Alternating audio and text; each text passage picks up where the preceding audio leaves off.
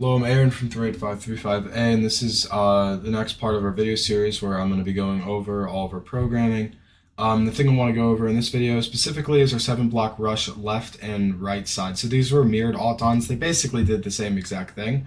So it would go, swing over blocks, hit the match loader, score them, and I'm going to show a couple videos, and then I'm going to get into the code and explain exactly how I created it. So yeah, really quickly, I'll play this video, basically just showing, we're going to be in the top of this video versus the bottom, that's our sister team 38535K, and we're going to be showing basically how it works here. So yeah, it's going to go hit those blocks, swing over them, drive into the match loader, go, do a wing movement, and then push into the wing.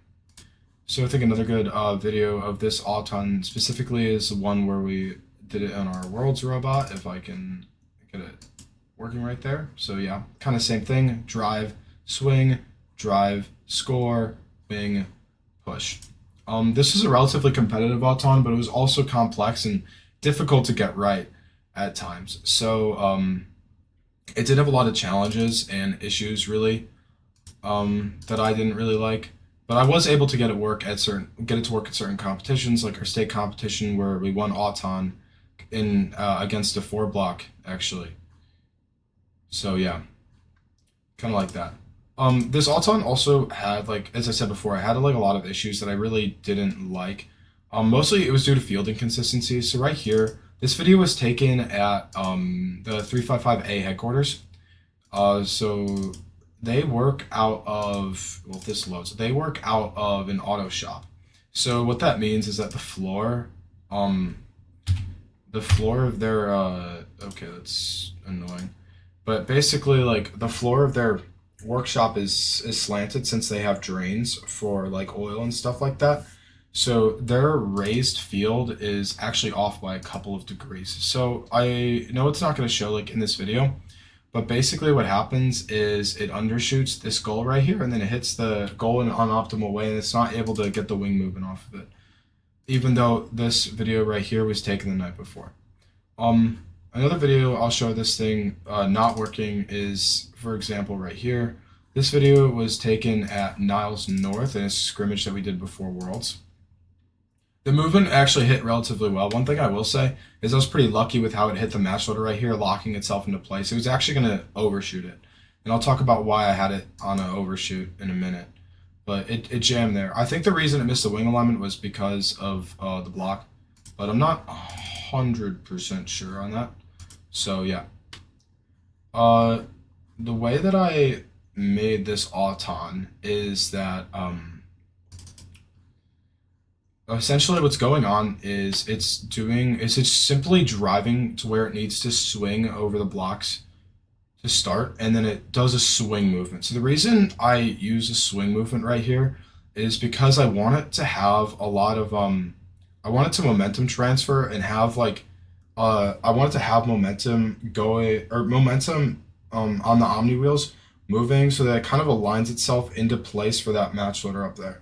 So that makes it easier since it doesn't have to complete as tight of a turn driving into the match loader, and since it's more straight on Omni wheels, it doesn't have to worry about it drifting in an unpredictable way, which was especially prevalent based on differences in field consistency. So that's one of the issues that I did face, is that depending on how new or old the field tiles were, the robot would handle differently, and it would miss this auton since it was so specific. In particular, it could overshoot or undershoot based on that, and while overshoots are fine, undershoots would cause it to mess up. So I'm going to go into the programming of this auton. So this is the left side one, so the one that you just saw the video of. The first thing that I'm doing is I'm moving to a point. The reason I didn't use a move to pose in this command is because the ending theta was not important to this movement type, and also move to point is more consistent at higher speeds, even with a lot of min speed added to the movement. So in this example, the min speed is going to be 127, the early exit range of 3. So about this early exit range of 3, the reason that the early exit range is 3 inches is because there's going to be some variance when traveling at full speed.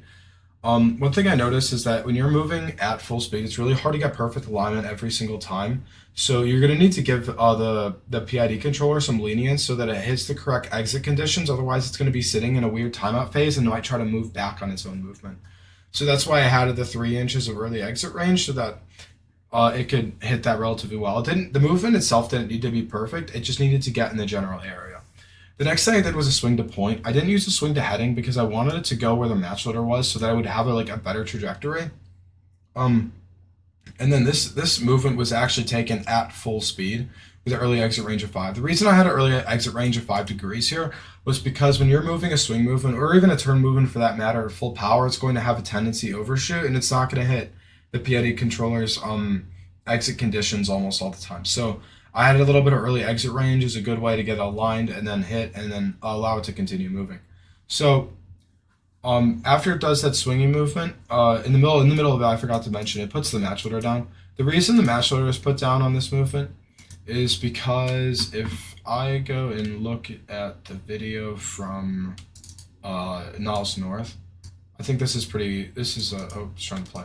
I think this is pretty indicative of it. So basically the reason the match loader moves down is because unless it hits the blocks optimally, there's a very small chance that it's going to have all the blocks actually go into the intake. So as we can see right here, it doesn't hit the blocks correctly on the intake. And while you could say that that's not with the correct starting location, it's just a factor of how the PID controller has variance. So the reason to put the match loader down is to make sure all the blocks get stuck inside there. As you can see, that third block would have definitely flown out and would have most likely not been intaked if the match loader wasn't down.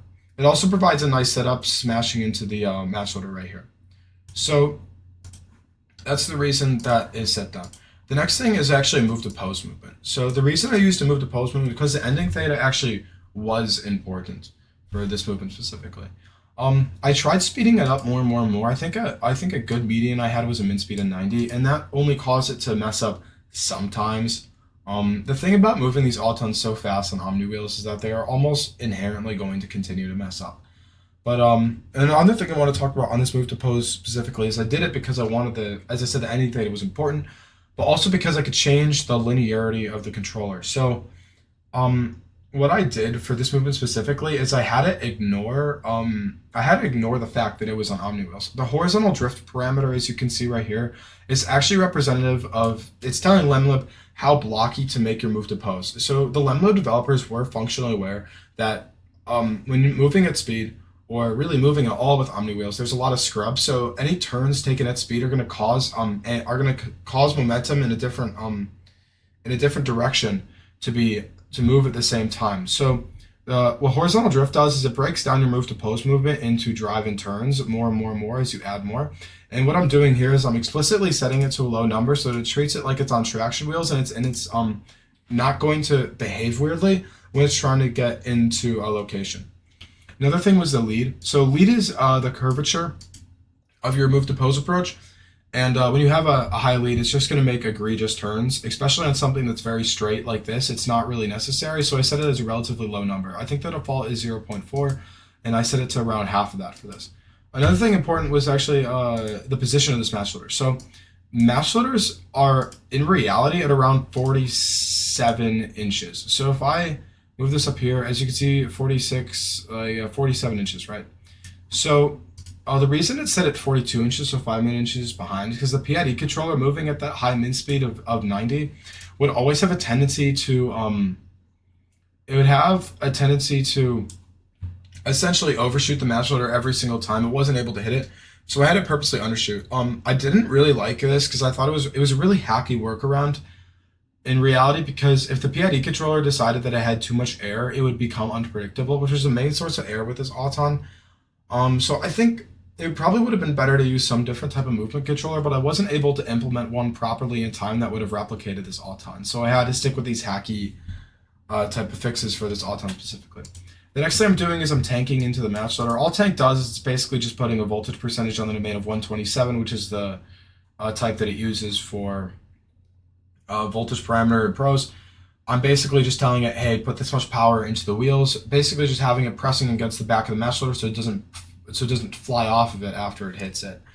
and then it waits for a certain amount of time, and then it actually resets itself. So perform DSR is when it uses the distance sensors to triangulate its location. This is because what I found is that when the robot was moving so quickly in that type of auto movement, there would be some times like slip on the horizontal tracking wheel specifically, so it would think it's in a position that it wasn't really at, and that was another cause of inconsistency due to our horizontal tracking wheel being on a static height and it being kind of like floppy in a way. On certain fields, it would not track correctly, so I would have to use DSR after that movement to make sure the robot knew where it was. Next thing was move to point on the long goal. Since it was relatively straight, it was able to handle this decently well. One issue I did have with this is sometimes it would approach the goal in a way that was unpredictable. So what I mean by that, I think I may or may not have a video of this Auton specifically. So actually here, this video was taken at the practice field. Fun fact about this video, Overclock and Havoc was at the practice field in this video with some random team out of Illinois, of course. So it does its typical stuff. It hits the match order decently well. So yeah, right here. When move to point detects that it's on an overshoot, the angular PID takes over at the end of the movement, so it kind of has this weird behavior where it like kind of starts turning in a weird way. I don't think it was that apparent right here, but it does do that, and I did experience issues with it trying to basically lock into the goal instead of just hitting it, and the aligner normally takes care of all the inconsistencies. So I would love to have kind of like a X or Y domain, target domain, for stuff like this with the PID controller, but I don't think that was really possible, and I didn't feel like implementing it myself at the time.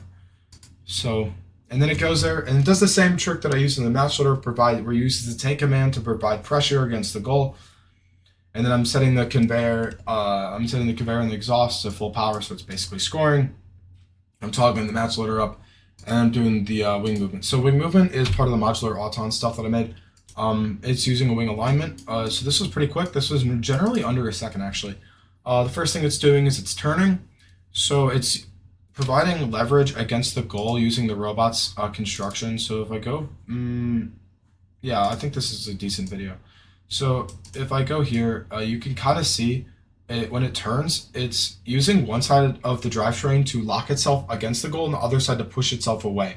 So that's actually using a relatively large amount of lateral distance that it's covering with just that turn movement, and since it's a turn, it keeps it in the same place. It's not moving it back a lot or at all, and it's able to get itself positioned. And the next part is a swing movement. I didn't do a turn movement because obviously it would be in the wrong position, and then a swing movement, it'll move it, and then it'll have a slight amount of scrub, and then after that little bit of scrub, it's generally in position.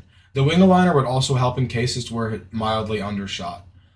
We did actually change our wing aligner after that Niles vid for Worlds to fix for issues like that and due to driver preference. So yeah, and then it would just drive into that and then it would hold. One thing I did see or notice other teams doing is that in their wing movements, basically what they would do is they would not hold, they would set the timeout for the rest of the Auton. My only issue with that is that even under pressure, the PID controller isn't putting maximum effort into driving your bot, and normally it would other robots would lose wing battles to us locking in our drivetrain, and they weren't really able to take it over. So, yeah, that's basically how that worked. So it would align right here, and then it would just move to point, a decent amount of timeout with a certain min speed, so it kind of pushes it, and then breaks the chassis, calls it a day.